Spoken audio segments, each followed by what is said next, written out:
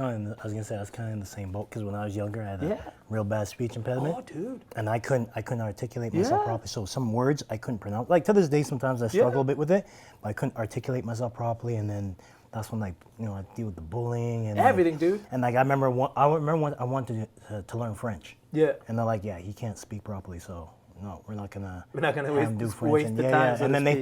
And then they took it as like, because I couldn't articulate myself as well. They took it as like, oh, there's something wrong with him. Yeah, maybe a learning disability or something. That makes sense. Yeah. But there's a lot of that happening, man, and it's people don't talk about it enough. Yeah. Well, that's why I'm like, I used to be like, man, like I talk about my story about like as an athlete, my transitions and everything. Yeah. But I'm like, I've never really done a deep dive of my story. Like people know surface Neville. Right. They don't know like who Neville is, where Neville really came from. They know the finished product. Yeah. And a lot of times like, I'll say like my resiliency, my focus, my drive, determination, all those things. Yeah. It didn't come from sport. Sport helped direct me, give me the help channel that energy. Right. But all that stuff came from like growing up, dealing with like bullying, dealing with feeling insecure and all those things. That's crazy, man. Yeah. In case you didn't know it, hanging out with Neville Wright, Canadian Olympian. How you doing today, brother? Good. Yeah. We just pick up where we were, man. That was a great part, and we're talking about being able to communicate on social levels, and I'm not sure how much of that we got, but we'll talk about it a little bit more. So you were talking about having a speech impediment when you were younger, and how that limited your communication. Like how did you overcome that, man? Like that's a serious like a roadblock. Yeah. Well, I mean the story with it. So I had the speech impediment, and so growing up, people made fun of me a lot. Right. And they dealt with bullying and things like that, and there was a point like where I was going to speech therapy, and and as I was going to speech therapy, and I'm trying to learn these words and pronounce them, and it got to a point I got so frustrated because it was like I'm going to this program and nothing's happening for me. Yeah. So I actually gave up on it. I shut it down. How old were you at the time? I was about 8. 7, 8. Yeah, 8. That's crazy, man. And sometimes we never really think about that to go like at 8 years old and people are saying, this guy, like there's something wrong with the way he talks to the point of taking you to therapy for 8 years old. Like that's like the emotional anxiety that comes with that, man. I can't even imagine that stuff, man. Yeah, so then when I quit the program, but I didn't quit because I still wanted to learn how to articulate myself. Right. And I remember telling my mom, I was like, I'm tired of this thing. I don't want to do this anymore. And then she was like, okay, because she saw how frustrated and annoyed I was. But then what I used to do then is because I was like, I'm going to learn this, learn how to articulate myself. I used to actually go in the mirror, go in the bathroom, lock up in the bathroom, go into to the mirror, and I would say words and watch how it's supposed to look like coming out of my mouth. Right. And that's how I learned to actually start to pronounce words properly and start to articulate myself properly by doing that, like going practicing in the mirror, like by yourself. Yeah. And see, I like that. I like those kinds of stories because sometimes I think we overthink the severity of a problem or the intensity of a solution that you require to fix a problem. I think we overdo things, whereas instead of just implementing a simple solution, like just go look at yourself in the mirror and practice articulating your words. That's crazy too. So how did you go from that to being Neville Wright, the Olympian? Like, tell me about that jump, man. Because like already I'm seeing like you had a lot to overcome at a young age. Like, never mind becoming an Olympian and competing on a global level. You know what I mean?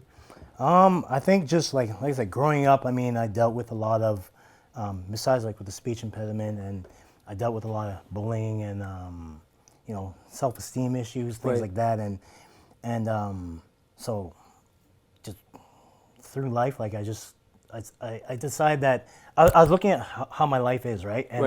And between facing that, at 2 years old, my father passed away. Oh, so then my mom was a single mom, like taking care of us, and then so dealing with that and being like a young male of color. So it was like I should be falling into that that typical statistic where young black male, no father figure, growing up with all these different issues, right? And these like social roadblocks and hurdles to overcome. Yeah. So then it got to a point where I was like, you know what? I'm not going to become a statistic. Right. I'm not going to become a product of my environment or my circumstance. I'm going to rise above that. Right. So then that's when I just started to, try and work on myself.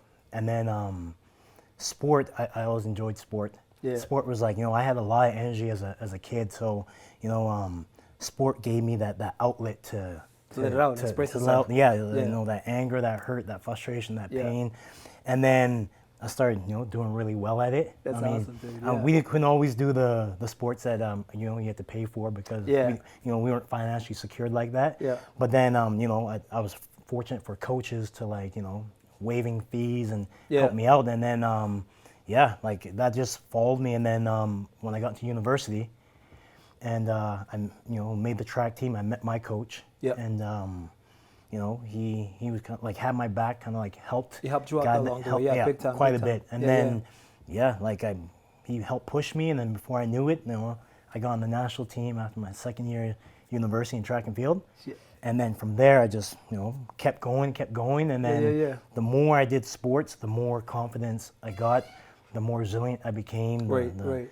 And then, so that's how you built. That's how you almost built yourself up. Is kind of empowerment through achievement. Yes. Yeah.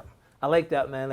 I find there's a lot of people who they don't have that foundational element to their confidence or their empowerment. To say we give ourselves this fake pump sometimes, and then it's when things get tough, there's nothing to fall back on. Yeah. So I like that, man. But being a university athlete myself, not at your level, obviously. The one thing I found frustrating when I moved to Canada is there was a lack of support for athletes when you compare it to the States. To say, I found sports like you're talking about has been a great way to help young men and women discover not only themselves but what they're capable of, and then build that. Self-confidence. What advice would you give an up-and-coming young athlete? What advice would you give them on how to find and take advantage of the right kind of avenues to grow and express themselves? Well, the biggest thing I would say is to keep grinding until you get there. Right. Because I had to grind. I had to keep pushing myself, and I may not have had the support I wanted, but I had a goal in mind, and that's the thing. I would say probably that's the number one thing is what is your goal? What is your goal? Yeah. And then understand that there's a process to get to your goal, so you and working on that process. Right. So I think that's the biggest thing, and then try to surround yourself with other individuals, like-minded individuals, or even speaking to other like-minded individuals for advice to help you out. So realizing that you're not by yourself. Yeah. I used to think like that. I'm like, oh well, I'm doing this by myself. I'm by myself, and you know what I mean. But then realizing there's other people out there that actually support me. And knowing when to ask for help, because sometimes I think our journeys feel so unique that you don't think somebody can understand or help until you ask, and then they actually help, more than you thought they could, and it takes it to a different level. Yeah. Any such people in your life? Do you have a coach or something that stood out where they really helped you out and they took you from this level to the next level? You know what I mean? And they were instrumental in helping you out. Actually, my university coach. So it happened that another athlete that I knew from high school, I did track with. Yep. He was on the football team, and he brought me to my coach. Yep. And so my first year, I met him. He was actually teaching me things, and I was like, all right. And then I actually had an opportunity to go down south. There's an offer for a scholarship down in the U.S. to compete. And my coach was like, listen, Neville, I'm not going to stop you from going, but I promise you, if you stick with me, I will get you fast. Right. I was like, all right, man, I'm sold. That's right. And then, my second year university, I started to see improvements, and all of a sudden, I went from doing okay to all of a sudden I was breaking records.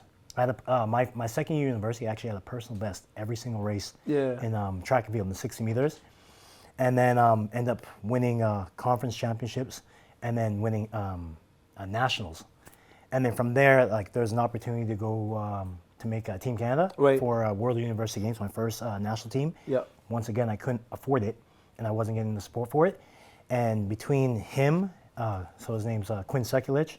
And then Corey Choma, who's a physiotherapist and a coach. Yep. They're like, there's no chance that you're not going to this. We're gonna help you get there. Right. So they actually help provide some support for me to get there financially, along with me raising money as well too to make my first national team. And I think had I not made that national team, like me making that national team, opened up the door for more opportunities for me. Yeah. And I like that you said that, because I find sometimes we set goals and we think that the goal is is like the end of the line, to go, okay, this is gonna be it. Yeah. I'm gonna make Team Canada and what's that, but then it's like I find it almost gets you to a new level where like all of a sudden you get in and now you're at the bottom of this other ladder that's 3 times as long as the one you just finished climbing, and everyone in there now is more refined than the guys that you just, because now you're running at the national level, so you're not worried about, the guys from all over Canada. It's like the world now, you know what I mean? You're racing all the guys who won at the other side of the world, and that's who you're competing with. So you went from like this little competition pool where it was like, we kind of do this and we're kind of committed, to guys who like, we live this 24/7. How was that shift, man, going from like national level competitor to world level competitor? I think it was I had to have a certain mindset. So mindset. Originally, when I first tried to actually make my first Olympics, which was in track and field, that was my goal, that was my dream, and I was focused on that. And I was so focused on it that it all of a sudden became a distraction. Right, that makes sense. Yeah. And the reason why it became a distraction, because then I wasn't listening to like the little voices in my head saying like when I need to recover, calm down, and taking my time, and I wasn't taking the time to really enjoy the process or thinking about the process. As I got more mature as an athlete, I started to realize it's like the goal is make the Olympics, but that's not my focus. It's actually should be more my motivation. The focus should be on my process getting to those goals. And that's how I start to. As soon as I start to follow that, that's when I start to do like really well, making more teams, and then, made my first Olympics, which was in a different sport in bobsledding. But yeah, that's what got me there. That's awesome, man. So, how many actual, because it's track and field bobsled, how many actual Olympic teams for Canada have you tried out for and made, and like how many times have you been an actual Canadian Olympian? So for track and field, like the furthest I went in track and field, I went to World Championships for Canada. And I went in bobsledding, I went to 3 Olympic Games. So the last 3, so 2010, 2014, and 2018. That's crazy, man. 3-time Olympian. So not like a one-time offender, but 3-time. So and Olympics happens every 4 years, man. So to be a 3-time Olympian means you're grinding for 12 years. Like what's that like, man? Like to grind for 12 years and not like because again, like I find for most people, your grind is local. You know what I mean? And you're competing on you're not competing like again on a global level where, okay, we're pushing this bobsled, but it's against like the best guys from the USA and the best guys from England. Like that's a crazy level of competition, and not once but 3 times over 12 years. Like how do you sustain that kind of output? Well, I mean, coming from track and field, I mean, I started to develop a really good work ethic. And actually, my first Olympics, I got introduced to the sport of bobsledding. They invited me out like to a camp, February of 2009. Pushed really well. They said, train in the summer and you can make this team. And I trained, made the team in October, went to my first Olympics like in February. So less than 6 months of being in the sport. That's a short turnaround time, man. And then from there, then I guess, I went into beast mode and I stayed in beast mode all the way up to those games. So I trained a lot by myself. So I would train here in Edmonton and then I would commute back and forth between here and Calgary. I remember EJ was talking about it because he had a similar experience. Like, what's that like, man? Like, because you have to build your life around that. You know what I mean? Like, how do you build your life around like a consistent grind? Like, where you train, all you do is train and recover, train and recover. Like, how do you put together that kind of schedule? Well, one is I set goals right from the very beginning. Setting goals, it's a big one. And I said, these are my goals. This is how I'm going to get there. And then I take my time with that, like, training drill, tracking my progressions, making sure that I have the right people around me to support me. And then I just, like I said, I had that drive as always. I just wanted to overcome and do well. And I stayed, I think what helped me stay in that beast mode or that competitive mode in was the zone. in the zone. I wanted to beat the odds. and beat my odds from like it wasn't, and the odds from like like what I said from growing up from a younger kid and things I had to deal with. What your social situation was. Yes, I'm like I'm gonna beat the odds. Right. And I think that as soon as I had that mindset, yep. it just put this fire in me that just would never go out. Right. It just kept burning, yeah. And the more the more successful I was, yep. the more teams I made, the more medals I won. Right. Was the more that fire just kept burning. That's awesome, man. It almost sounds like you were competing against yourself.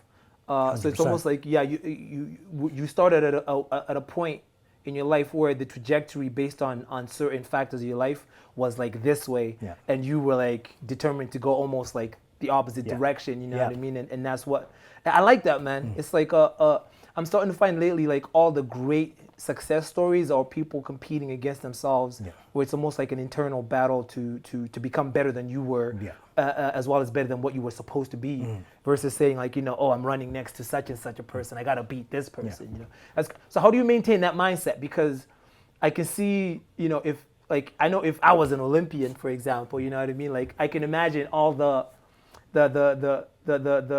egotistical kind of feelings and emotions that come with that, to be like, I'm better than this guy, and I'm better than this guy, and I'm one of the best in the world. Like this, like how do you battle that and stay focused on consistently bettering yourself versus yourself? The biggest thing is like, I had a coach that, if like I always believe in being humble. I was always like, concerned where I don't want people feeling that I'm narcissistic or egocentrical or anything like that. So you're anything but. I appreciate You're like the most humble guy I know, man. But I would do my best. I appreciate it. I would do my best to maintain that humility. Right. And because sometimes athletes at a certain level, they can get a certain reputation as big time. And I didn't want to have that reputation. Yeah. And then I just having myself surrounded by people who keep you level and keep you grounded. Yeah, keep you grounded. I thought it was really important. My main coach at the time, regardless whether I had a big head or not, he'd always like you could do something great. He's like, oh yeah, but why don't you go faster? Why don't you lift more or something? So I had a pretty good environment around me, environment of people surrounding me to keep me honest, just in case, and then help push me. And then I always it was nice with my teammates as well too, to when they're doing well. And I'm like, there's two things I looked at, is like where I within the team, I need to make sure that I'm contributing to that team. Right. And then and then, if they're lifting a certain amount of weights or running a certain speed, and I'm like, all right, I need to do that too. They push you. They almost drag you. Yes. Yeah. I find that's like the element, that's the mark of a good team, where people don't, like, because I find some teams get too competitive and people start competing with each other in the team versus bringing each other up to the same level, and then they compete with everybody externally. So that's really good stuff, man. But like from what I'm getting, it almost sounds like your journey to the Olympics was almost like life. You know what I mean? Like it sounds like business and like most elements of life, where it's like there's always something hard and challenging to overcome, and it's about yourself. And then there's an element of self-confidence that you have to build within yourself. And once you have that self-confidence, then you have to start pushing yourself and reaching and expanding and growing. Then you can only grow to a certain degree before you get mentorship and leadership and direction, and coaching. To say like, without your coach, you couldn't have gone to a certain level. Like, you were talented, you were driven, you had all the right tools, but now you're grown to as far as you could get. Then you need that external kind of pull me up, like it's a coach or mentor. And it seems like you guys have a great relationship that's lasted to this day. So moving forward, like, how does that? What's your take on like coaching and mentorship and philosophy? Is that something that you do, like? So currently, like, so I do coaching and I do mentoring as well. I mentor college varsity athletes. That's crazy, man. That's awesome. And then some other athletes that I still know that I speak to this day and help do some mentoring and like coaching athletes, especially like in speed and acceleration, mindset, approach, things like that. So I took the opportunity as an athlete to not just be an athlete competing in the sport, but it was a learning opportunity. Yeah, it always is, I find. So like coaches, therapists, I was learning from anybody and everybody. Right. And obviously, there's some information that's really good, some that might not be as great. So I take what I need, and then discard the rest. But I took that. I believe in being a smart athlete. Have to be. And now when I coach and I mentor, I try to do the same thing. I remember one time someone was like, aren't you worried that they won't want to use you anymore? And I'm like, well, you know what? I'd rather create, or I want to help create non-coach dependent athletes. Right. Where if their coach isn't there, they can't succeed. Right. So I always thought that was really, really important. That's huge, man. Mm-hmm. It almost sounds like you're pushing towards competency versus an efficient disciple. You know what I mean? Where, I find a lot of coaches have disciples who they can perform well, but they need their guidance all the time versus a competent athlete who you can release into the world and they can do whatever they need to do, and kind of like you're saying, they can find the material they need somewhere to go, okay, I got injured doing something. I now need to find some sort of sport therapy to help improve. I've had a limiting factor in my strength, for example. I need to find a strength coach to get me get strong. So I like that. And I think, personally, it's one of the forgotten principles of coaching. To say coaching someone isn't to make them dependent on you for the rest of their life. Like there should come a time, if you're doing it properly, where your student eventually leaves your tutelage and becomes a master of their own, you know what I mean, based on your teachings, and they can add whatever they add to it and mentor others and you grow, to say, like, I remember running track and field back home in Zimbabwe. We used to run with no shoes on the grass, you know what I mean? But now when you talk track and field, everyone runs on some sort of surface wearing running spikes, and they have running mechanics, even down to what they wear. Like we just went put on some shorts and a t-shirt and book it, you know what I mean? Now it's like, it's such a unique science that I find it applies to a lot of different things. So like yourself, I'm sure you find you work with a diverse range of athletes. Like what does what you do, where does it apply? Like where do you find it applies and fits in? Like, is it limited to sports? Can you do like, can you go to a talk by Neville as a business guy and get something that'll help you in business, or you know what I mean, no? It all transfers. Right? Like I said, the biggest thing I always say is take every opportunity to learn as much as you can. Like, don't just do something for the sake of doing, or because someone said do it. Right. Learn why you're doing it. Find out, learn about your craft or whatever you're doing, and then learn more about about yourself as well. But the things I would speak to about to athletes and youth, it's the same thing. Like, I'll use some of the same scenarios or the same kind of talk, similar. And I brought it into the business world and I've spoke to companies and have used kind of like the same analogies or terminology, but in a business sense. So it transfers. It transfers directly. Anyway. So when you do talk, like what kind of clients do you talk to? Like what kind of organizations have you spoken to that have benefited from, like, saying we had this gentleman coming in? Because I know you always get great feedback. You know what I mean? So it's like who are the kind of people that it's applicable to what you talk about? Well, I mean, from youth. So I mean, I go into all the schools, a lot of schools.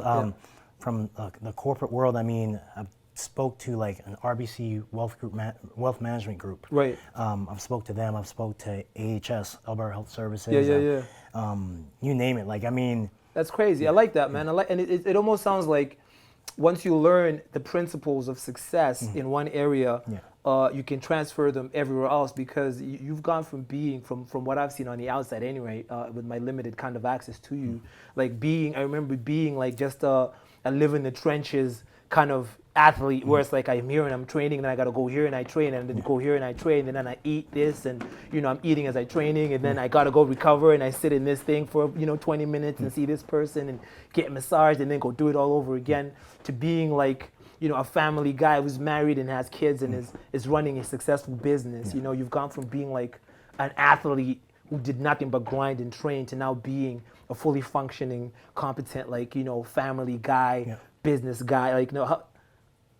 Tell me about that kind of transition. You know what I mean? How did that come about? While I was competing, I in the back of my head I had, there's life after sport. Yes. And I said, I need to be prepared. I know some athletes like, I'm gonna focus on the sport and then worry about that later. I still focused, and I mean, I was always on the grind, and I was in it. Making Olympics 3 times in a row.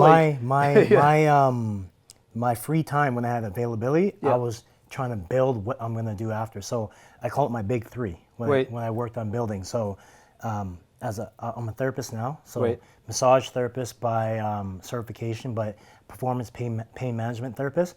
I learned the majority of my education came from being an athlete. Every time I get on the table and I'm getting treated, I would be like, listen, don't dumb it down to me. Speak in proper terms. If I don't know, I'll ask questions or I'll look it up. And I took every time that I was on the table to learn there, or when they're treating other athletes, I would sit during the sessions and watch what they're doing, watch the techniques, why they're doing this and that, ask questions. So then when I went to school, I was able to do really well with that. You already had like a foundation. Then as a coach, with my coach, I mean, I've worked with 2 different coaches, one here in Canada and one in the U.S.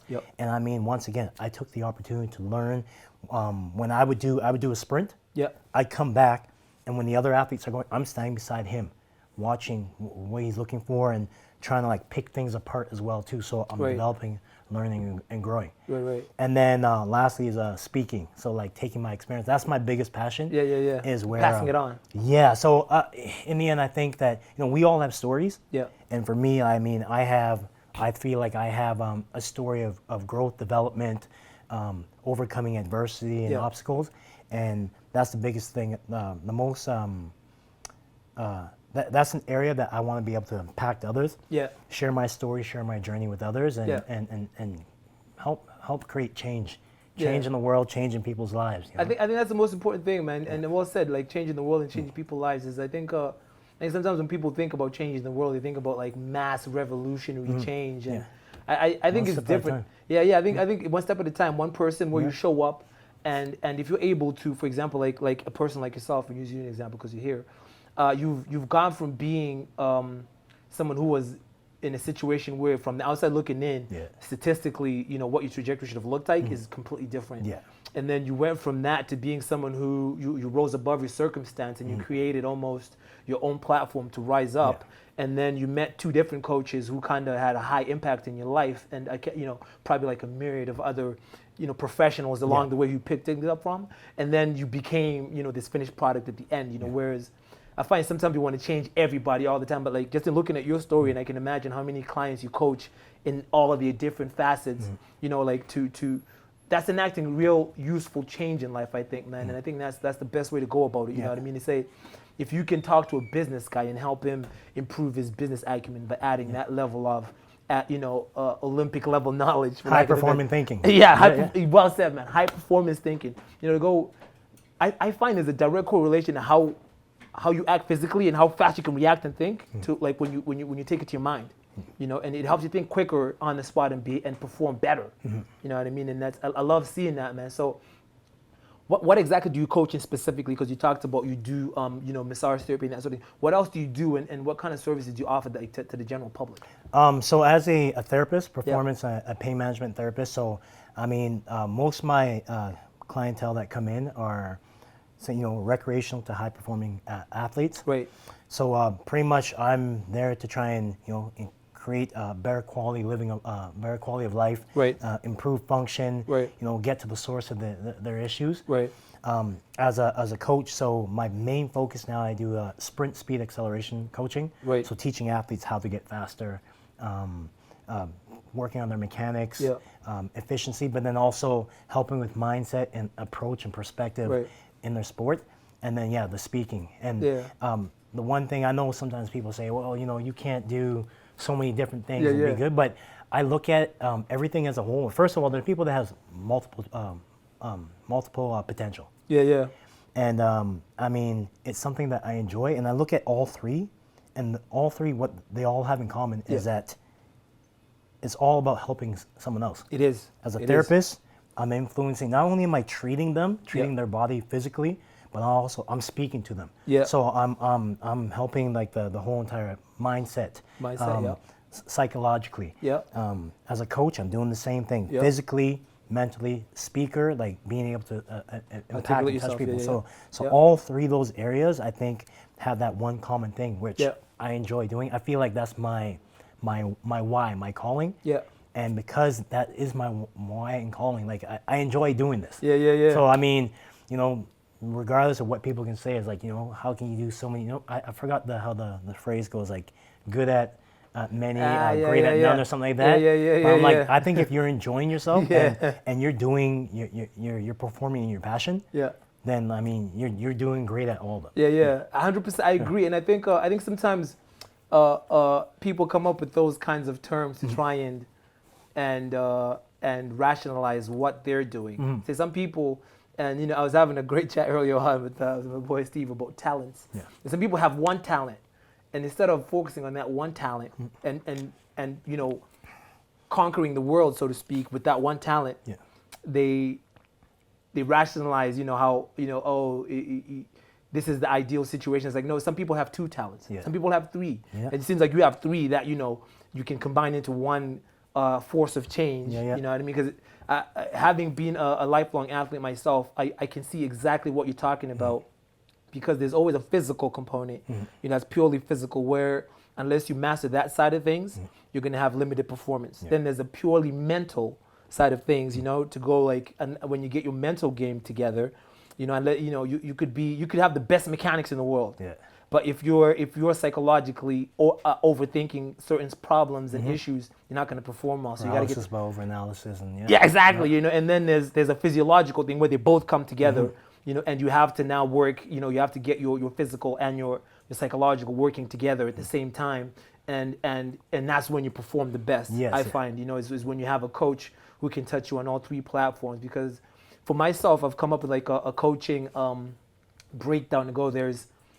For a person to be a great coach, they need to have one of three things, but the high-level coaches I've noticed have all three, and you just spoke about all of them. They need to be able to communicate the information great and on the level of who they're dealing with, which is articulation, speaking, whatever you want to call it. Then they need to be able to physically demonstrate, or at least physically, not if they can't do it themselves anymore, to be able to look at you and say, no, put your leg here, put your hand here, and do this, and move them that way, and then. Once those two components are in place, to be able to reach out and speak to you on like a personal level, you know what I mean, and get your mind right to say, listen, kind of like when you talked about your coach saying, listen, you could go to the States and they have a great system for refining talent there, but the downside is you're one of like a couple of hundred of athletes. You're not getting that special attention you would dealing with the gentleman in Canada who's your guy. You know what I mean? Like you're instead of being on a team like some of the better teams have 7-star athletes. So if you kind of waver in your performance, they're not really gonna spend the time dissecting you apart and figuring. They're gonna go deal with the other 6 guys and say, okay, we'll come back to you when you're performing. And if you don't perform, then maybe next year your scholarship gets cut and we'll get another kid who's ready to perform. So I like that. To go and when you get the right coaching element with those 3 things, which just sounds like what you have. That's where I see the best growth coming from. You know what I mean? Your physiological, your physical is taken care of, your psychological is taken care of, and then your physiological comes together, and you've got like really high performing athletes. Well, I use like in the end, like I look at it as where like I have like a performance formula. And so the first one is they always talk about believing in yourself and you have to have that belief and everything. Which, granted, yes, that is true. But there's more to it, right? There's the whole, now, you believe in yourself, now you have to do the work. Right. And the work is very important, right? You have to be able to grind. And then the last one I always say is heart, right? So you could believe in yourself, you can physically do the work, but if you don't have the heart to be able to push yourself, because, you're going to have those dark days and those hard moments, those low moments, and it's like, to be able to pull yourself out of that and keep going regardless, when you face failure or disappointment, like you're still grinding, you're pushing yourself. So I feel like those 3 areas in regards to performance are they're vital, crucial. Man. They're vital. very you crucial. need that, and I find usually in a coaching situation where when athletes or teams fall apart, one of those areas is kind of being directly impacted, whether it's the heart, they were on a roll and then they lost a couple games and lost momentum, or it's, the coaching aspect, guys overtrained and now they're tired and can't do, or they undertrained, and, I like it, man. It's a great philosophy. So where can people get a hold of you and, if they want to chat or get your services? So right now, you can follow me on Instagram. Nwright021, same thing with Twitter and or Facebook. I'm actually training as a therapist downtown. If you Google Wright Performance and Therapy, you'll find me as a doing my thing, treating and helping out the public and other athletes. And then, that's where if you want to find me, that's what I'm doing. Nice. I love it, man. Thank you for coming on the show. It's been a pleasure hanging out with you, brother. And we should definitely circle back and talk more about, where you're at and how things have unfolded. I'd love to have you back, brother. I appreciate you having me. Yeah. Thank you, man. All right, man. Yes.